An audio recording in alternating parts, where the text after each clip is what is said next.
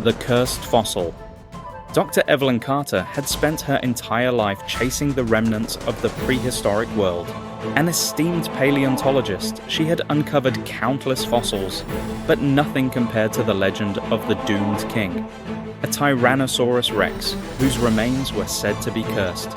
Locals spoke in hushed tones about the beast, whispering that it never truly died. Those who attempted to unearth its bones vanished without a trace, their screams lost in the winds of the Montana Badlands. Evelyn didn't believe in curses. She believed in science. But science couldn't explain the unease that settled over her expedition team as they set up camp near the fossil site. On the first night, as the wind howled through the canyon, one of the workers, a burly man named Torres, woke up screaming.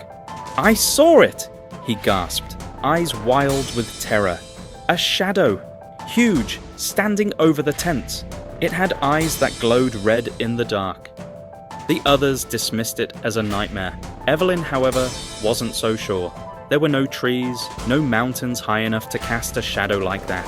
The next morning, they started digging.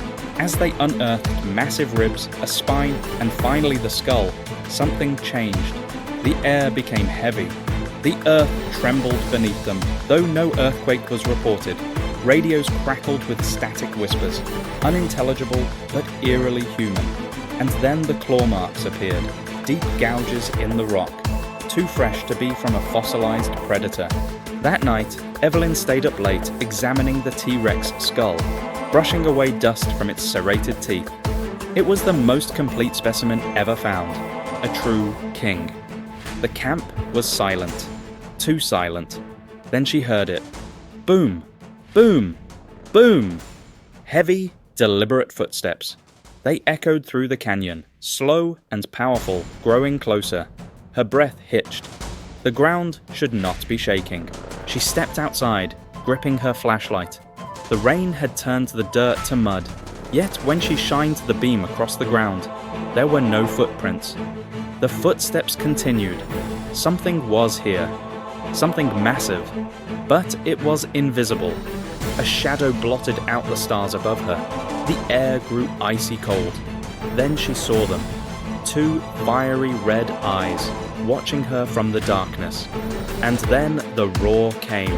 It was an ungodly sound, a deafening bellow that shook her very bones. A mix of primal fury and something even more terrifying. Hunger. Panic swept through the camp. Workers ran in all directions. Some screamed, some fell to their knees in shock.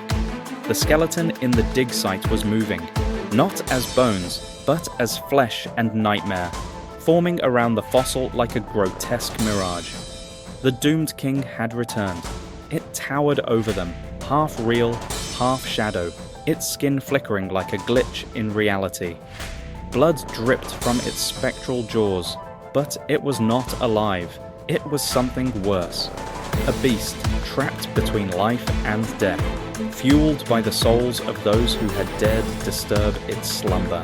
Torres tried to run, but the invisible jaws snapped shut around him. There was no blood, just a terrible, wet crunch, and then he was gone. The others followed, vanishing one by one, their screams cut short. Evelyn sprinted toward the excavation pit, her heart hammering. The skeletal claw from the dig lay at her feet. She grabbed it. The monster turned toward her. It opened its jaws. The scream that came from its throat wasn't a roar anymore. It was human. The voices of every victim it had devoured. Evelyn didn't think. She hurled the claw back onto the fossil. A shockwave exploded outward. The beast shrieked, its form crumbling, flesh peeling away in strips, revealing its ancient bones beneath. The storm that had raged ceased instantly. The sky cleared. The wind stilled. The world fell silent. When Evelyn opened her eyes, the site was in ruins. Everyone was gone. The skeleton was nowhere to be found. The claw had turned to dust. Only Evelyn remained. Alone. Years later, she told no one what happened. The official report said a freak landslide buried the excavation site. But sometimes, on stormy nights, she would wake up to the sound of booming footsteps in the distance. A reminder, the king never forgets.